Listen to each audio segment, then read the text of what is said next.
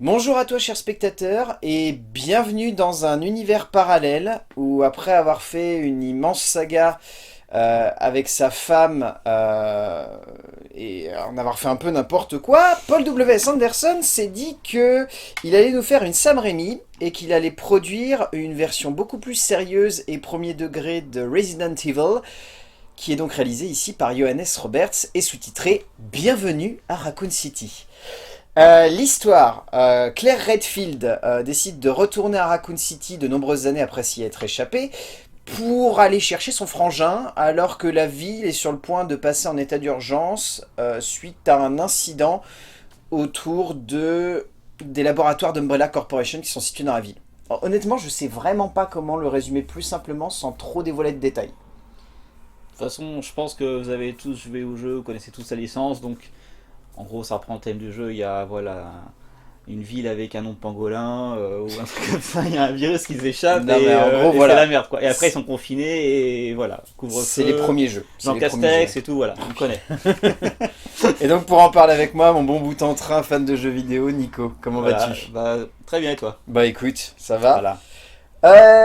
Oh la vache. Alors je sais pas toi, mais moi lorsque j'ai appris qu'ils allaient refaire un Resident Evil, au début j'ai cru à une blague. Très sérieusement, Ouais. parce que je me suis dit, le dernier volet date d'il y a même pas 4 ans.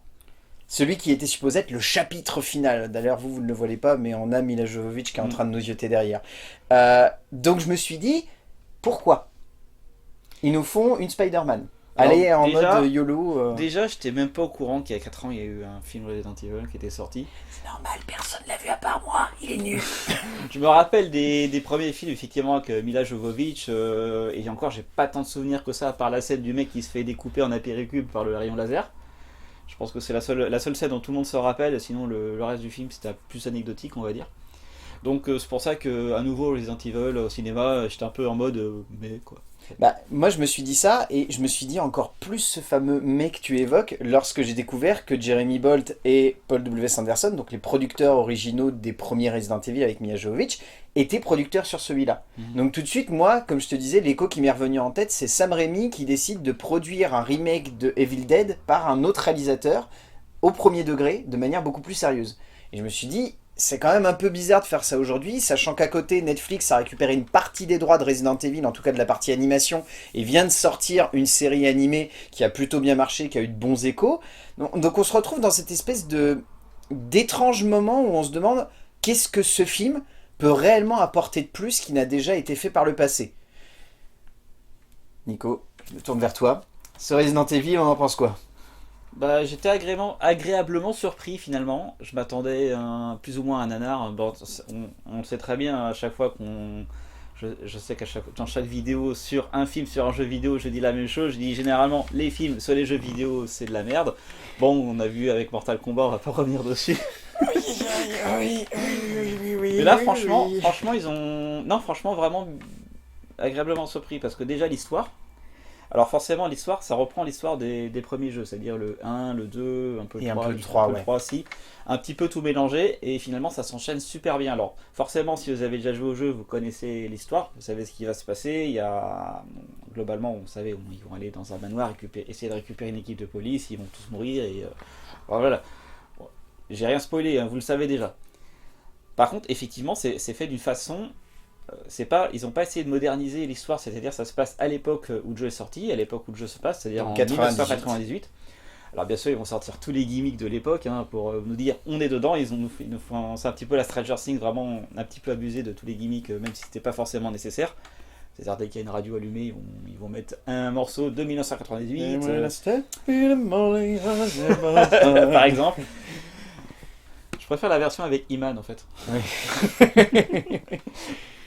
Voilà, mais du coup, ça nous met bien dans l'ambiance. Même l'ambiance du film, c'est l'ambiance du jeu, c'est-à-dire tout se passe pendant une nuit. On n'est pas, ils sont pas un moment en plein soleil ou je sais pas quoi.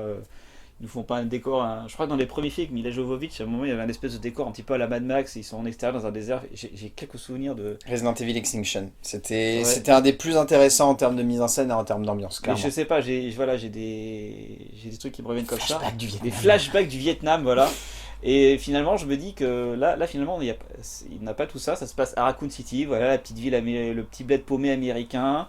Et c'est clairement le film de zombies classique. C'est-à-dire que non seulement c'est un bel hommage finalement au jeu parce qu'il reprend fidèlement l'histoire. Les personnages aussi sont assez fidèles. Bon, à part quelques exceptions, bien sûr, Il on y en a verra ça toujours. après. Et c'est un hommage à l'époque aussi. C'est aussi finalement un hommage, je trouve, au style de film. Un film de zombies des années 90, on a l'impression de regarder ça, c'est-à-dire qu'il y a plus ou moins les mêmes effets spéciaux, les mêmes genres de plans. Bon, alors forcément, il y a beaucoup d'allusions aussi, de références au jeu. Il y a quelques plans qui sont très inspirés du jeu. Complètement. Waf waf, la vitre, voilà. Ouais. Vous voyez ce que je veux dire. Mais voilà, sans en abuser non plus trop, quoi. Ils n'ont pas trop non plus fait que du fan service par rapport au jeu. Ils ont voilà, c'est un film de zombies des années 90. Tu as bien placé le décor. Non mais Voilà. complètement. C'est-à-dire que pour moi, lorsque je dis faille temporelle au début, pour moi c'est évident qu'il y a une faille temporelle parce qu'on dirait vraiment un film qui est sorti dans les années 90.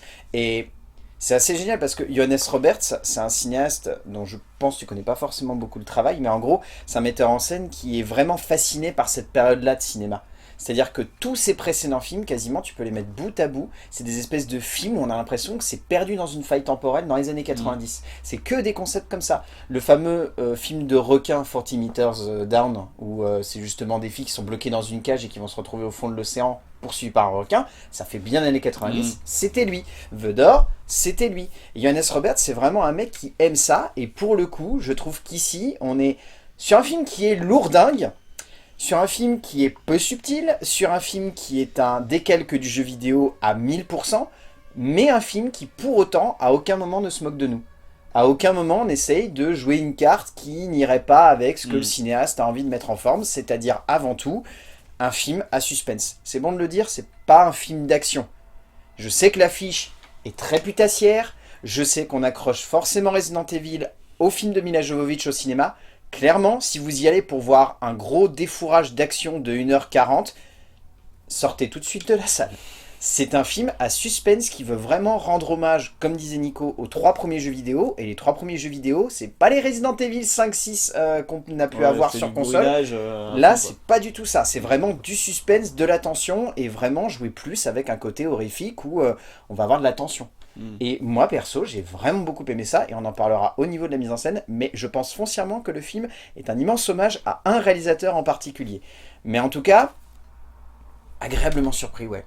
Tu as trouvé le bon mot, agréablement surpris, ça va, ça passe, honnêtement, en sachant qu'on allait tous les deux dans la salle en disant « Qu'est-ce qu'on va aller voir C'est-à-dire que là, je vais pas dire je ne m'attendais à rien, mais je suis quand même déçu. C'est je m'attendais à rien et finalement, bah, c'était cool. C'est pas mal.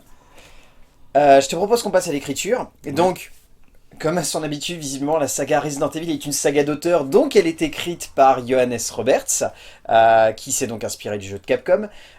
Le film, alors je pense qu'on peut faire full spoil parce que honnêtement, c'est pas une histoire dans laquelle vous allez avoir énormément de suspense ou de surprise. C'est pas un film que vous allez voir pour ça, donc on évitera de trop en faire, mais on en fera certainement quelques-uns. Honnêtement, en termes d'écriture, le plus gros défaut qu'a le film, je sais pas ce que t'en penses, tu vas me dire ce que tu vois là-dedans, il y a trop de persos. Il y a beaucoup trop de personnages. On a au moins 7 personnages principaux quasiment. Alors, c'est pas tellement gênant. C'est un peu gênant au début parce qu'effectivement, il y a beaucoup de personnages. Mais on sait forcément dans ce genre de film, c'est suspense. C'est en même temps un peu un film catastrophe, c'est-à-dire qu'ils ils vont quasiment tous mourir, sauf les héros finalement. Donc on se dit, lui, est-ce qu'il va crever? Lui, il est un petit peu random, il est un petit peu secondaire.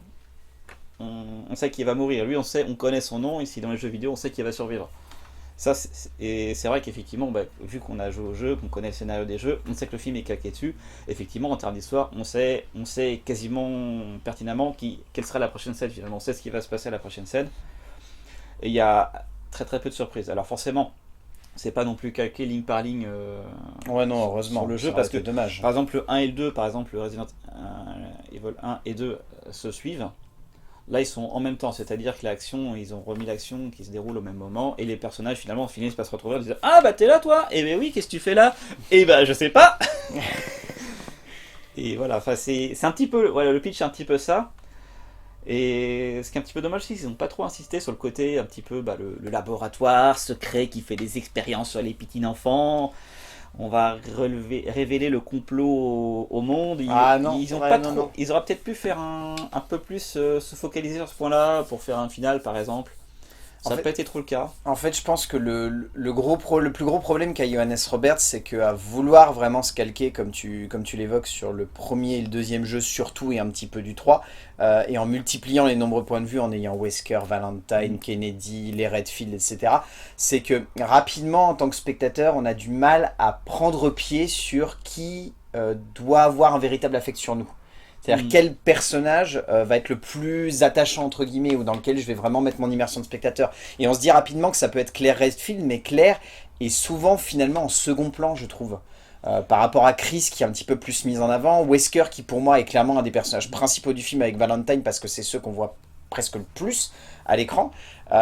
Et vraiment pour moi c'est le plus gros défaut qu'a Johannes Roberts, c'est que on sent qu'il n'arrive pas à faire en sorte que l'affect émotionnel du spectateur soit assez équilibré entre chaque personnage. Ce qui fait que du coup, bah, cette histoire, elle a beau être plutôt prenante, il faut l'avouer, et plutôt intense, et ben on s'accroche pas assez à ces différents héros, je Pas trouve. tant que ça, moi j'ai pas trouvé, effectivement, je trouve que c'est assez équilibré entre Chris, Wesker et. Merde, la fille c'est qui déjà c'est, Valentine. non pas Ouais. Valentine, Claire. Claire, voilà, Ouais. Claire, Chris et Wesker, c'était assez plutôt bien équilibré entre les trois. Jill Valentine, c'est vrai j'ai trouvé un peu plus au second plan. Mhm.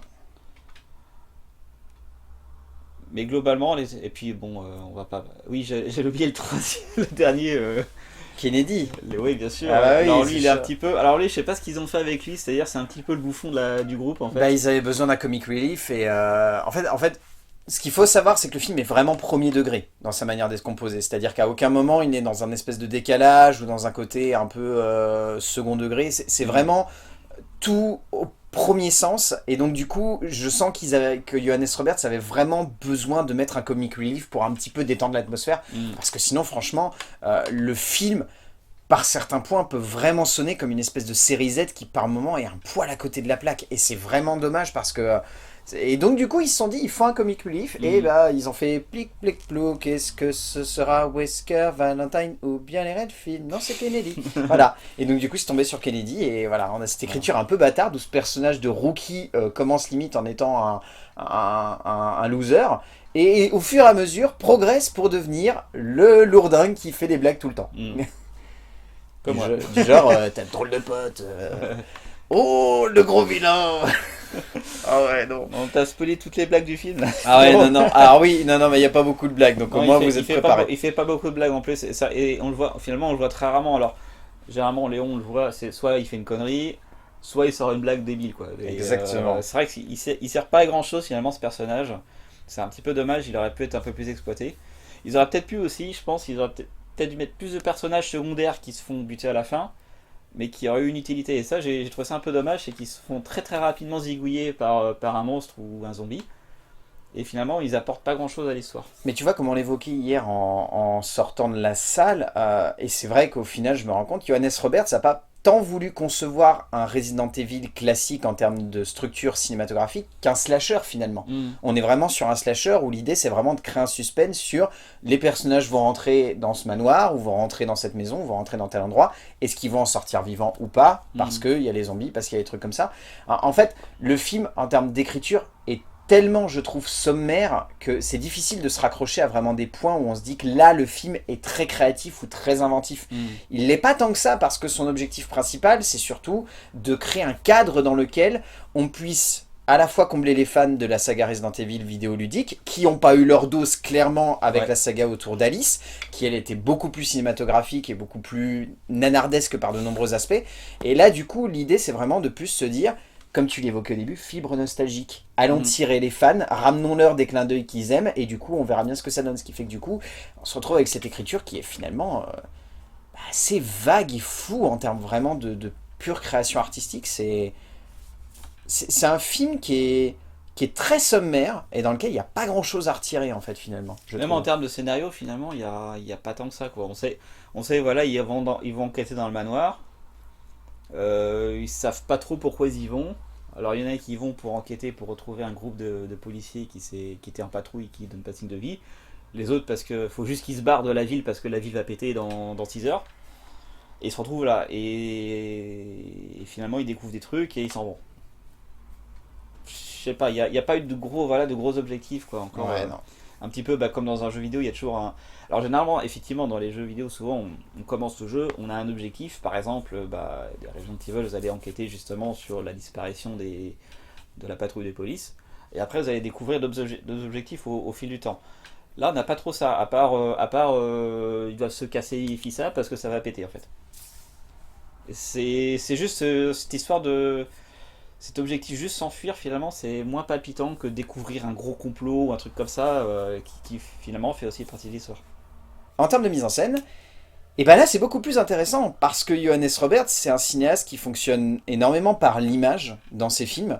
Et je trouve qu'ici le film est vraiment intelligent en termes de mise en scène. C'est loin d'être un film d'action très bis. Au contraire, c'est plus un film de suspense extrêmement bien dosé qui a envie de nous embarquer dans son ambiance. Et vraiment, j'ai trouvé le film maladroit par de nombreux aspects, mais pas dans l'imagerie. Je trouve vraiment l'imagerie et la construction de son visuel très intelligent au long métrage. Je sais pas ce que t'en as pensé, mais enfin, on est vraiment devant un pur film d'épouvante à l'ancienne. Ouais, je suis assez d'accord encore une fois dessus. C'est vrai que ça ressemble beaucoup au style, je le dis encore une fois, au style années 90, une fois, pas les slashers, genre Scream et tout. C'est très proche de ce style de mise en scène, effectivement. Bon, j'en avais parlé au début. Je sais pas trop comment dire, mais voilà, c'est vraiment des clichés tout le temps, tout du long en fait. C'est que des clichés de ce genre de film et Ah bah c'est une faille temporelle. c'est une faille temporelle. C'est une faille temporelle, on retourne dans les années 90. Non mais en C'est fait, comme du rétro gaming, sauf mais avec un film en fait. exactement. Mais en fait, ce qui m'a vraiment surpris, et je te l'ai dit en sortant de la salle, et j'étais étonné, en fait, le film a commencé, j'ai commencé à me poser des questions lorsque j'ai vu la typographie la plupart des logos débarquer. Et j'ai commencé à me dire, c'est bizarre, ça me dit quelque chose. Et plus le film a avancé, plus je commençais à me dire, c'est bizarre, ça me fait vraiment penser au style d'un cinéaste des années 90, mais j'arrive pas à taper dedans. Et en fait, quand on est arrivé au générique de fin, j'ai fait, mais non! Et en fait, je suis persuadé, et vous me direz si vous avez vu le film, pour moi, il y a une grosse partie du film, Johannes Roberts a voulu rendre hommage à John Carpenter. Et vraiment, pas de manière sobre, il a vraiment tenté des plans, tenté des styles, tenté des effets. Ça me fait penser à du Carpenter version New York 1997. Toute une batterie de films qu'il a fait dans les années 90 qui vraiment ont cette tapine et cette fibre. Et je trouve que même dans le grain de l'image et même dans le travail de certains cadres, on est vraiment dans ce côté-là. Pour moi, quand il va mettre en scène ses personnages dans un commissariat, on pense tout de suite à Assaut. Quand il met en scène ses personnages dans un laboratoire ou des trucs comme ça, j'ai des échos de Ghost of Mars ou des trucs comme ça. Et il y a vraiment de nombreuses scènes où j'étais en train de me dire, si John Carpenter avait dû mettre en scène Resident Evil, il l'aurait fait comme ça. Et vraiment, je me dis que Johannes Roberts, à un moment, s'est dit, si je veux taper dans un hommage aux années 90, il faut que j'aille chercher la bonne influence. Mais t'as raison en parlant du grain de l'image, tout ça. C'est vrai que j'ai regardé l'image, souvent il y avait des effets, parce que bon, maintenant on est habitué aux télé 4K, avoir une qualité d'image exceptionnelle. Et finalement, l'image est assez organique, c'est-à-dire des fois on a même des aberrations chromatiques, des effets qui ont été clairement rajoutés. Bon, il est forcément les lens flares aussi qui ont été ajoutés. Ça forcément. Ça forcément, c'est obligé. Mais il y a des petits effets comme ça qui sont beaucoup plus subtils. On se rend compte que l'image elle est pas tout le temps parfaitement nette et ça nous met dans l'ambiance un petit peu justement des films de l'époque qui étaient filmés du coup sur pellicule, qui avaient ce grain, qui avaient toutes ces imperfections du optique et au matériel, et puis qui peuvent potentiellement aussi rappeler le côté VHS qu'on les regardait sur VHS. Alors c'est pas au point non plus de mettre des faux artefacts à l'écran comme si c'était une VHS, mais il y a voilà, effectivement, on pourrait croire que c'était une bonne péloche 35 mm des années 90. D'ailleurs, je pense que le film est tourné en pellicule. Il faudrait que je vérifie, mais je pense que le film est tourné en pellicule. Ça sera à peine étonnant de découvrir ça. Mais vraiment, enfin, le travail de l'ambiance, les jeux de lumière, enfin, c'est des trucs tout bêtes. Mais il y a une séquence à laquelle je pense qui, je trouve, est très stylisée, mais aurait pu sonner comme un peu nanardesque si elle n'utilisait pas cet effet de montage. C'est une séquence où Chris, en fait, se retrouve sans lumière. et va commencer à tirer dans tous les sens. Et autant, cette séquence-là, je l'ai déjà vue mise en scène par Paul W. Sanderson dans Resident Evil chapitre final, c'est catastrophique si ça n'est pas entre les bonnes mains. Mais ici, entre les mains de Johannes Roberts, c'est tout de suite hyper stylisé. Ça a vraiment de la gueule, c'est vraiment des shots où on voit juste des coups de feu et où du coup on voit des zombies se traîner dans tous les sens, etc. Couplé ensuite par un jeu avec une flamme de briquet qui est hyper intelligent. Enfin, vraiment, je me suis dit à ce moment-là, ok, c'est pas le film le plus intelligent du monde. Comme tu l'as dit, c'est bourré de clichés, bourré de facilité de cette période-là. Mais là, ça fonctionne. Et c'est vraiment haletant. Et il y a plein de petites scènes comme ça où tu te dis au fur et à mesure que le film avance, la vache, mais c'est hyper créatif. Il y a des plans où il arrive à faire en sorte qu'un personnage au premier plan soit net et qu'on voit l'action tout au fond également nette. C'est 2 plans dans le film. Et là, je me suis dit, la vache, là, c'est un film qui est réalisé par un metteur en scène qui a envie de nous embarquer dans une ambiance. Et c'est à ce moment-là que tu te dis, ok, c'est peut-être pas le film de l'année, clairement, mais au moins, on a un vrai auteur derrière les commandes de son métrage, et un mec qui surtout a envie de faire en sorte qu'on soit sur un film où il y a du style. Que demande le peuple? Que demande le peuple? Et en plus, bon, accessoirement, c'est bourré de clins d'œil à la saga Resident Evil. Il manquerait plus qu'à un moment, il se soit foutu un bandeau rouge autour du bras et qu'il fasse, Ouais, c'est je bon, m'attendais à ce on qu'il peut trouve aussi avancer. une machine à écrire avec et qui. Attends, t'as un ruban pour la sauvegarde. Mais il y a, oui, il y a même souvent les hommages, d'ailleurs, c'est souvent dans le décor. Par exemple, l'histoire des plantes, à un moment, on voit, il y a des étagères avec des plantes qui sont en train de. C'est vrai. C'est vraiment dans le flou, dans le bokeh, tu vois, on les voit à peine, les trucs, mais elles sont là, les références sont là. La machine à écrire aussi, on la voit à un moment, il y a un bureau, il y a une machine à écrire, elle est posée, c'est la même, mais voilà, c'est très discret, quoi. C'est pas, ils n'ont pas fait tout un four là-dessus. Et c'est plutôt cool, finalement, c'est plus des clins d'œil. C'est pas en mode fan service non plus. Alors oui, il y a des références à quelques énigmes qu'il y avait dans le. En fait, l'écriture dans le est jeu. vraiment dans le fanservice, dans le sens où l'écriture pompe la mise en scène, enfin l'écriture des 3 premiers jeux. Là où la mise en scène, comme tu dis, on est vraiment sur des clins d'œil très subtils. Enfin, c'est vraiment genre, hey, t'as vu le petit truc, et t'as vu le portrait derrière, et t'as vu l'article de journal. Enfin, c'est ce que devrait être en fait un film qui veut rendre hommage à quelque chose, un jeu ou une œuvre d'art, de manière subtile. Et je serais d'ailleurs assez curieux d'avoir l'avis de personnes qui ont vu ce film, qui n'ont jamais joué au Resident Evil. Oui. Bah, on en Ça avait serait- un, on ça en serait avait un hier. intéressant. On en avait un hier, quelqu'un qui avait jamais joué, et honnêtement, il a dit que c'était plutôt bien. Il a trouvé le film plutôt bien foutu, et en sachant qu'il partait en se disant, je n'ai rien vu avant, je sais juste et on m'a dit que les films de Milla Jovovich, faut s'en passer, c'est une catastrophe, etc. Donc pour le coup, ça doit marcher. Ouais. Je pense que sur des gens qui connaissent pas du tout Resident Evil, la jeune génération certainement qui va vouloir aller voir ce Resident Evil et dont ils ont seulement entendu parler par le biais du 7 et par le biais du 8 qui viennent juste de sortir. Qui n'ont absolument rien à voir du coup avec les premières histoires. Exactement, qui sont beaucoup plus réalistes, entre guillemets, si on devait les définir. Presque, hein, Alors, je les dirais derniers jeux, c'est... Pas dire, je dirais pas réaliste, mais c'est plus beaucoup plus linéaire. En fait, t'es plus en mode, t'as une histoire. Ouais. En fait, c'est plus mode film interactif presque. C'est ça, c'est vrai. C'est pas du tout enquête où tu vas débarquer dans un manoir et qu'il va falloir trouver des indices. C'est-à-dire que dans les premiers jeux, c'était ça, fallait se déplacer. Alors, forcément, c'était moins beau aussi, parce qu'à l'époque, c'était la PlayStation 1. Après, il y a eu les versions et les remakes qui ont été faits sur Wii qui sont de plus en plus beaux, mais on retrouve exactement les mêmes sensations de jeu que. Ce qu'on ressent finalement au Et travers on de les la mise en scène ressent, ici de Johannes on Roberts. ressent un peu ces sensations effectivement en regardant le film, c'est-à-dire qu'à un moment on voit une porte s'ouvrir, ça c'est l'écran de chargement. Non, mais, penser à ça. non, mais c'est vrai, il y a vraiment des scènes où on est en train de se dire, je suis en train littéralement de faire mon enquête avec ces personnages. Et on a presque, j'étais en train de me dire, à un moment j'ai l'impression de regarder un let's play de Resident Evil. Quoi, C'est pas faux, c'est pas faux en plus. T'as envie de leur dire, attention derrière il y a un zombie, il va te tuer. Il va te tuer, il arrive. Mais non, c'est ça, c'est clairement l'ambiance. En tout cas, en termes d'ambiance, on est vraiment dedans et ça m'a beaucoup plu en tout cas. En termes de casting. Bon, là, ça va être un peu plus compliqué de sauver le film parce que je trouve que le casting fait vraiment, comment dire ça subtilement, acteur qui aurait pu être joué par une star, mais ils ont pris la personne qui leur ressemble. Je trouve que c'est vraiment ça. C'est-à-dire que vraiment, ils ont pris des acteurs, ça ressemble à plein d'acteurs qui, à Hollywood, cartonnent, mais là, ils se sont dit, ah, ils sont pas dispo, bon, on va prendre l'équipe B. Ce qui fait qu'on se retrouve avec Kaya Scodelario dans le rôle de Claire Redfield, Robbie Arnell dans le rôle de Chris Redfield, Anna John Kamen dans le rôle de Jean Valentine, Tom Hooper dans le rôle de Albert Wesker, on a Donald Logg dans le rôle du chef Brian Irons, on a Avan Jogia dans le rôle de Leon S. Kennedy. C'est beaucoup d'acteurs, vous allez vous dire, ça me dit quelque chose, ça ressemble à quelqu'un que je connais, mais c'est pas lui, c'est exactement ça. Le seul gros acteur qu'ils ont réussi à récupérer, c'est Neil McDonough, plus connu pour la plupart des gens pour celui qui joue le second mari de Brie Vanderkamp dans la série Desperate Housewives. Mais voilà. Aussi, c'est ce qui fait Wesker, là. Il joue aussi dans Umbrella Academy. C'est vrai, c'est vrai. Encore, c'est vrai. il est encore dans les parapluies d'ailleurs. Et dans Game of Thrones.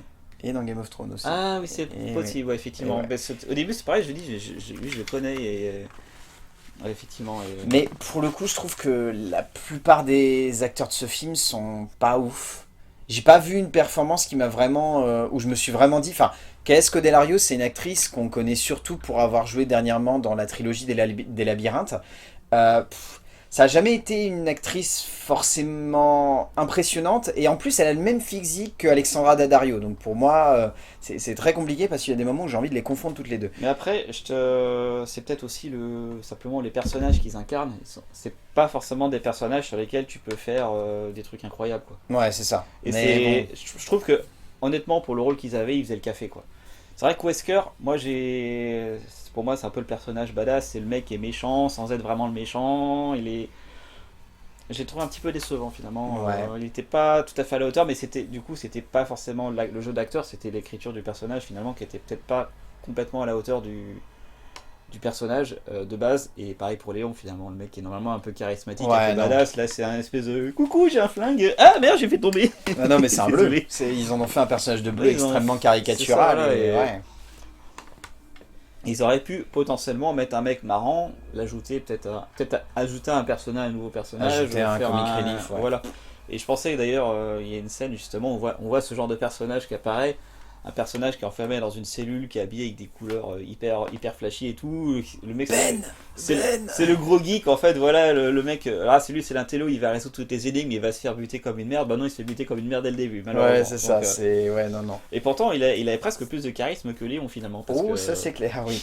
il mais, est bien, mais dans la grande généralité, je trouve qu'en Ouais. fait, tu fais bien de le préciser, c'est vrai que les acteurs sont pas forcément aidés par l'écriture de leur personnage qui est assez survolé.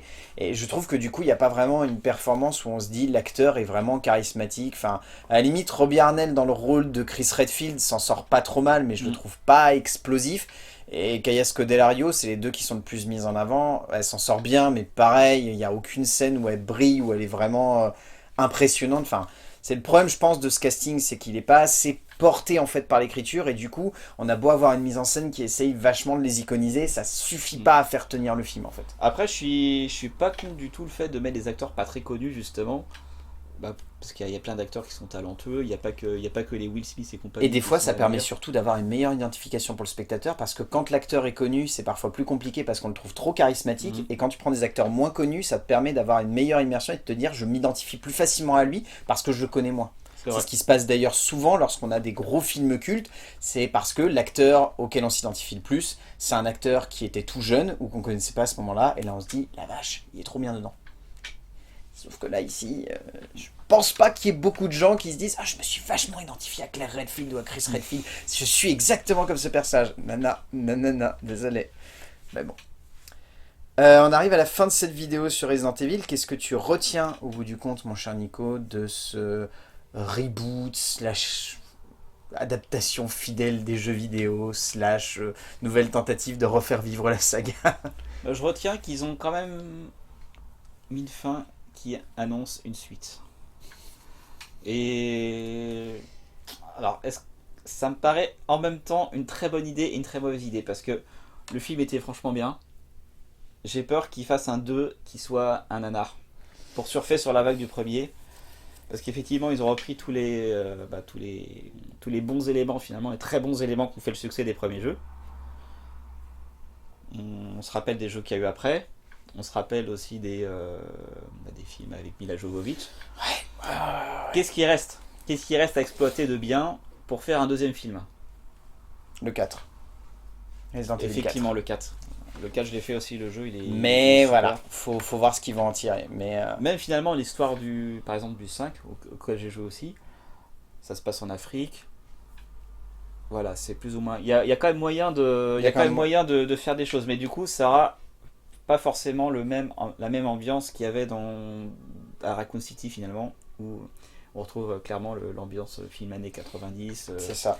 où tout est dark et tout, tout se passe pendant une nuit finalement. Et voilà, c'est ça que je crains un petit peu. Mais effectivement, ouais, exploiter le 4. Surtout que le 4 se passe en Espagne, il me semble. Oui, c'est ça. Léon a un style un petit peu. L'acteur qui joue Léon a un style un petit peu hispanique, justement. Ça pourrait peut-être faire un truc. Je sais pas. Ouais. Mais voilà, donc je serais quand même assez curieux de voir s'il y a une suite, effectivement, ce que ça donnerait. Je pense que ce sera assez dur de faire aussi bien. Mais voilà, sait-on jamais. Eh. Ce sera l'occasion de faire une autre vidéo. Oh oui. Non, mais je suis assez d'accord avec toi. En fait, le film est très classique et très sommaire sur sa base et arrive à briller parce que c'est Johannes Roberts qui porte le film. Je pense qu'on aurait mis un autre réalisateur aux commandes, bon, quelqu'un du même niveau que lui. Je pense pas que le film aurait réussi à tenir, mais là, on a un cinéaste qui est fan des années 90 et fan, à mon avis, je pense foncièrement de la saga Resident Evil parce que tu peux pas écrire un film seul sur la saga Resident Evil et réussir à aussi subtilement doser tes hommages sans être fan des jeux vidéo. Donc je pense qu'on est vraiment sur un gros fan. Le film qui en découle est très bien mis en scène, maladroitement écrit et pas forcément toujours bien joué à cause de l'écriture, mais ça reste un film qui va à l'encontre de tout ce que Paul W.S. Anderson a fait sur la saga au cinéma pour construire un vrai film de suspense, un vrai film de tension, un vrai thriller horrifique avec une enquête policière derrière. Ça se tient. Honnêtement, Resident Evil de Johannes Roberts, ça se tient. Et en sachant qu'on partait dans la salle en se disant qu'on allait voir une daube, bah, ça fait du bien d'être surpris. Quoi. Et je vais rajouter un dernier truc par rapport justement aux films à licence comme ça sur les jeux vidéo. Par exemple, il y a le problème qu'il y a finalement avec tout ce genre de films, c'est qu'il y a une zone de confort finalement. Il faut pas qui permet effectivement aux spectateurs, quand la zone de confort est respectée, comme ça a été clairement le cas avec ce Resident Evil, quand elle est respectée, ça va bien. Quand ils essaient de faire des choses, soit s'écarter du scénario, soit de tenter des trucs peut-être un peu plus artistiques, un peu plus cinématographiques, ça va pas forcément marcher parce que justement on s'attend à rester dans cette zone de confort. Et c'est un peu le problème, le double tranchant finalement de ce type de film. Et potentiellement un film comme les films avec Mila Jovovich, si ça avait pas été un film Resident Evil mais un film complètement autre, ils auraient peut-être mieux fonctionné finalement parce qu'ils auraient pu faire plus de choses, ils auraient peut-être pu prendre plus de liberté pour faire plus de trucs. Et on n'aurait pas été dit ah mais c'est pas comme dans le jeu, fais pas ça. Voilà, et c'est ça qui est problématique je pense avec ces films, et c'est pour ça aussi qu'on a très peu de bons films finalement issus de jeux vidéo ou d'autres licences du même type. Nous finirons sur cette magnifique phrase. Voilà. C'était parfait. Merci d'être venu pour cette vidéo. Merci pour l'invitation. Bon, je t'en prie. On se retrouvera pour un autre film. On ne sait pas encore. La surprise sera là. Et d'ici là, on va dire aux gens d'aller voir des films. Parce que c'est bien d'aller voir des films. Et on se retrouvera pour parler de films, bien évidemment. A plus. Salut. Bon, et après, ça c'est hors vidéo, mais regardez pas le film en VF, essayez de le trouver en VO. Parce que les one-liners VF... C'est vrai qu'on aurait le gros vilain. On aurait pu en parler de la VF, effectivement.